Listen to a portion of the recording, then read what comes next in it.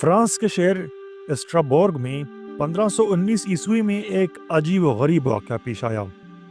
एक खातून अचानक सड़क पर रक्स करने लगी और फिर उसे देखकर दूसरे लोग भी बेकाबू होकर रक्स में शामिल हो गए।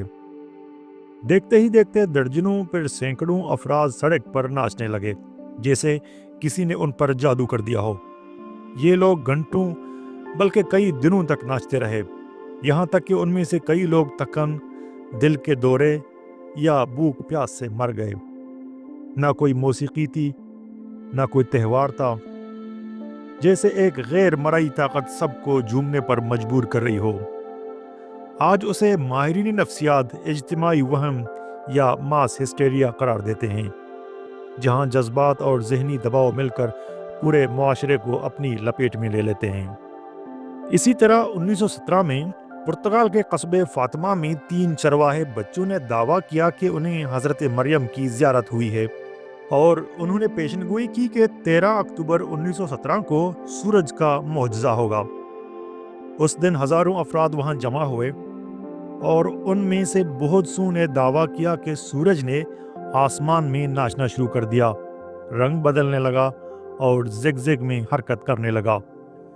कुछ ने कहा कि उन्हें लगा जैसे सूरज ज़मीन की तरफ गिर रहा है।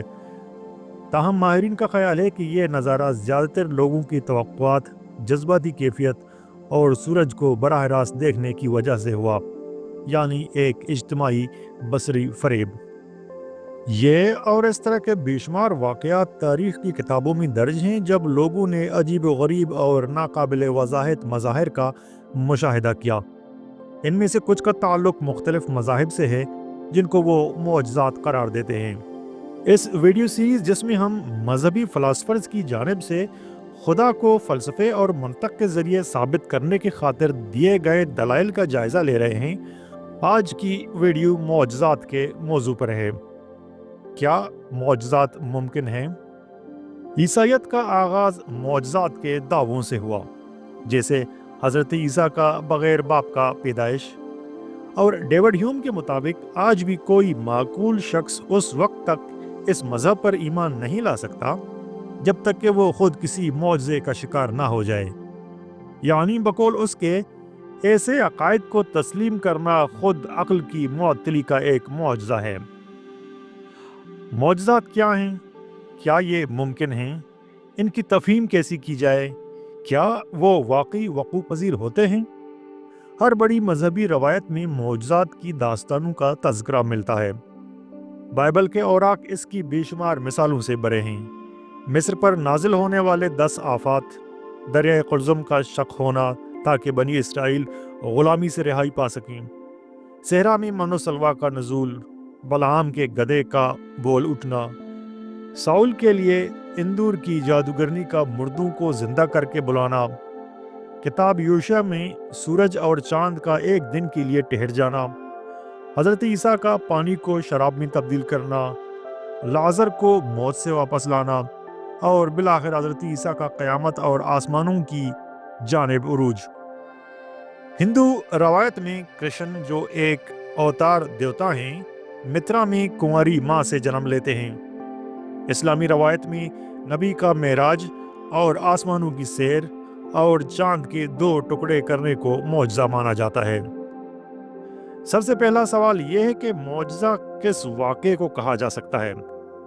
डेविड ह्यूम के मुताबिक मुअज्ज़ा वो वाक़या है जो फितरत के क़वानीन की खिलाफ वर्जी पर कायम हो। चूँकि ये क़वानीन इंसान के मुसलसल और गैर मुतनाज़ा तजुर्बात से साबित शुदा हैं, इसलिए किसी मुअज्ज़े के खिलाफ दलील भी इतनी ही मजबूत है जितनी के तजुर्बे पर मबनी कोई दलील हो सकती है। हम क्यों तकरीबन यकीन के साथ मानते हैं कि हर इंसान को मरना है? सीसा खुद ब खुद हवा में मुअल्लिक नहीं रह सकता। आग लकड़ी को जलाती है और पानी आग को बुझाता है। इसकी वजह यह है कि ये तमाम मज़ाहिर फितरत के क़वानीन के मुताबिक अमल में आते हैं। उन्हें रोकने के लिए किसी कानून की खिलाफ वर्जी ज़रूरी है, यानी एक मुअज्ज़ा। मुअज्ज़ा तब रूनुमा होता है जब फितरत का कोई मुस्तकिम कानून अपना मामूल का नतीजा पैदा ना करे। मिसाल के तौर पर कशिश सकल का कानून बताता है कि ज़मीन के गिर्द मौजूद अशिया एक मखसूस रफ्तार से ज़मीन की तरफ गिरती हैं। اب تک اس قانون کے خلاف کوئی مشاہدہ سامنے نہیں آیا، تاہم کچھ مفکرین نے اس تصور کو چیلنج کیا ہے۔ ان کا کہنا ہے کہ بائبل، جو یہودی عیسائی روایات میں معجزات کی سب سے بڑی گواہ ہے، فطرت کو کبھی ایک مکمل طور پر بند نظام کے طور پر پیش نہیں کرتی۔ بائبل کے مصنفین کے لیے، جیسا کہ آرچ فلر نے کہا، معجزہ محض ایک فائدہ مند اتفاق ہے جو غیر معمولی ضرور ہوتا ہے، لیکن ضروری نہیں کہ وہ فطری قوانین کی خلاف ورزی پر مبنی ہو۔ عارف ہالینڈ نے اپنے مضمون دی میریکلز میں معجزے کے ایک منفرد تصور کو ایک دلچسپ مثال کے ذریعے واضح کیا۔ ایک بچہ اپنی کھلونے کی موٹر کار میں کھیلتا ہوا ریلوے پٹری پر جا پہنچتا ہے، جہاں اس کی گاڑی کا ایک پہیہ پٹری میں پھنس جاتا ہے۔ اسی لمحے ایک ایکسپریس ٹرین تیزی سے قریب آ رہی ہوتی ہے۔ سگنلز اس کے حق میں ہوتے ہیں اور پٹری کی موڑ کی وجہ سے ڈرائیور بچے کو بروقت دیکھ کر بریک نہیں لگا سکتا۔ بچے کی ماں گھر سے باہر نکلتی ہے اور اپنے بیٹے کو پٹری پر دیکھ کر دہشت زدہ ہو جاتی ہے۔ وہ ٹرین کی آواز سنتی ہے اور چیختی ہوئی اس کی طرف دوڑتی ہے۔ بچہ اپنی گاڑی کے پہیے کو نکالنے میں مگن ہے اور اپنی جگہ سے ہلتا نہیں۔ لیکن حیرت انگیز طور پر ٹرین محض چند فٹ کے فاصلے پر آ کر رک جاتی ہے۔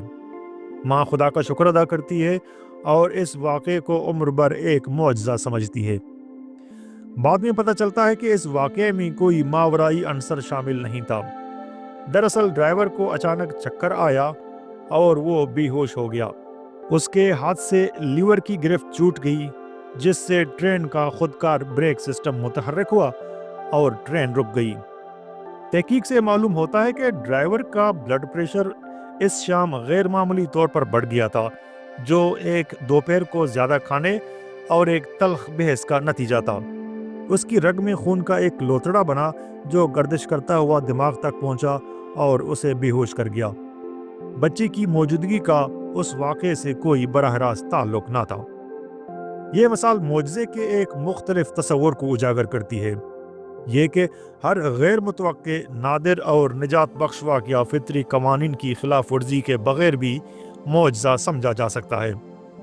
ہم اسے معجزہ مانتے ہیں کیونکہ اس کا نتیجہ ہمارے توقعات سے ماورا ہوتا ہے، حالانکہ اس کے پیچھے مکمل طور پر فطری اسباب کار فرما ہوتے ہیں۔ کیا یہ واقعہ واقعی معجزہ تھا؟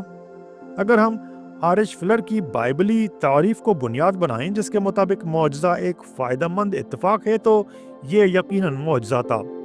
لیکن اگر ہم معجزے کو ایک مداخلت پسند تصور کے طور پر لیں، یعنی فطری قوانین میں کسی الہی یا ماورائی ہستی کی براہ راست مداخلت، تو یہ معجزہ نہیں تھا۔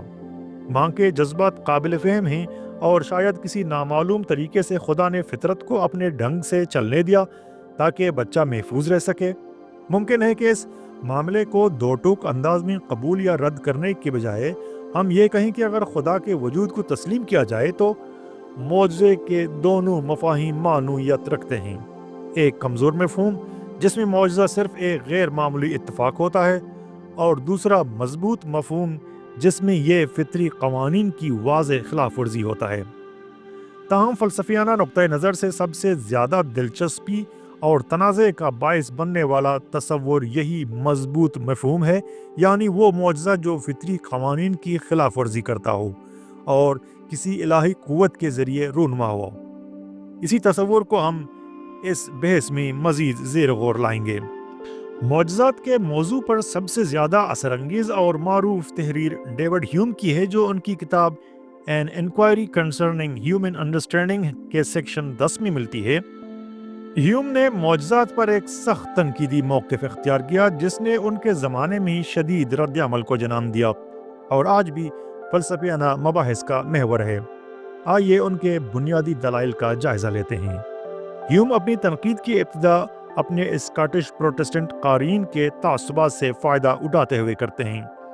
وہ ڈاکٹر ٹلسن کے کیتھولک عقیدے سے تبدیلی ماہیت پر کیے گئے ایک زوردار اعتراض کا حوالہ دیتے ہیں۔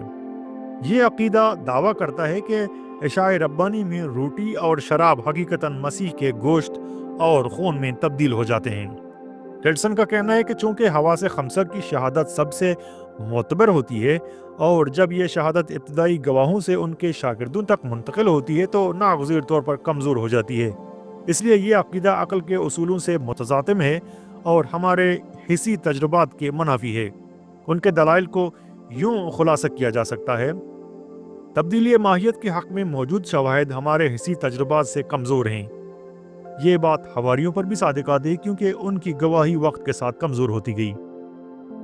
دوسرا، کمزور شہادت کبھی مضبوط شہادت کو رد نہیں کر سکتی۔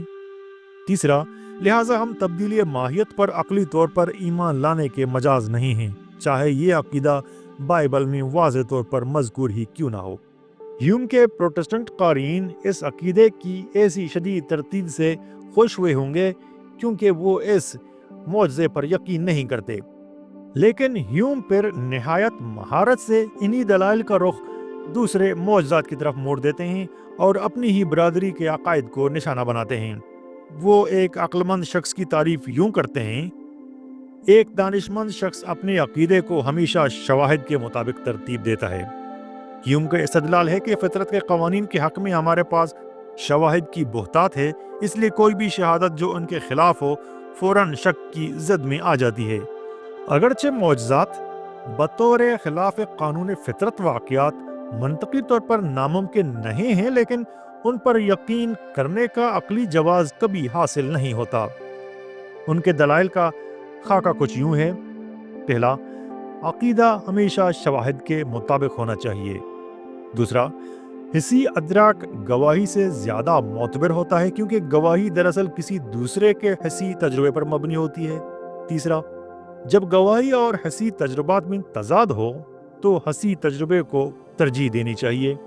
چوتھا، ہمارے حسی ادراک نے آج تک کسی معجزے کا مشاہدہ نہیں کیا بلکہ ہمیشہ فطری قوانین ہی کا ظہور دیکھا ہے۔ نمبر 5، نتیجتاً معجزات پر یقین کرنے کا کوئی عقلی جواز نہیں اور ہر واقعے کو فطری قوانین کے تحت ہی سمجھنا درست ہے۔ ہیوم کی یہ تنقید نہ صرف معجزات کے روایتی تصور کو چیلنج کرتی ہے بلکہ عقل اور شواہد کی بنیاد پر عقیدے کی تشکیل پر زور دیتی ہے، جو ان کے فلسفیانہ نقطۂ نظر کی بنیاد ہے۔ اگرچہ ڈیوڈ ہیوم تسلیم کرتا ہے کہ معجزات نظریاتی طور پر ممکن ہیں، لیکن وہ دعویٰ کرتا ہے کہ ان کے خلاف دلائل اتنے مضبوط اور جامع ہیں کہ کسی معجزے پر یقین کرنے کا کوئی عقلی جواز نہیں ملتا۔ اس کی بنیادی دلیل فطرت کے قوانین کی یکسانیت اور تسلسل پر مبنی ہے۔ چونکہ ہمارے پاس فطری قوانین کی تصدیق کرنے والے لاتعداد تجربات موجود ہیں، اس لیے کسی واقعے کے فطری قانون کے مطابق رونما ہونے کا امکان انتہائی زیادہ ہوتا ہے۔ لہٰذا جب بھی کسی معجزے کی گواہی پیش کی جاتی ہے، اس کا وزن فطرت کے یکسانیت کے حق میں موجود ان بے شمار شواہد کے مقابلے میں کیا جانا چاہیے، اور یہ گواہی ہمیشہ ناکافی ثابت ہوتی ہے۔ امکانات کے پیمانے پر دیکھا جائے تو کسی معجزے کے وقوع پذیر ہونے کا امکان تقریباً ہمیشہ فطری قوانین کے تحت رونما ہونے والے واقعات سے کم ہوتا ہے، لیکن اگر کوئی شخص خود کو کسی معجزے کا مشاہدہ کرنے والا سمجھتا ہو تو کیا اسے اس پر یقین کرنا چاہیے؟ اس سلسلے میں ہیوم کے دلائل اور بقیہ بحث اگلے ویڈیو میں۔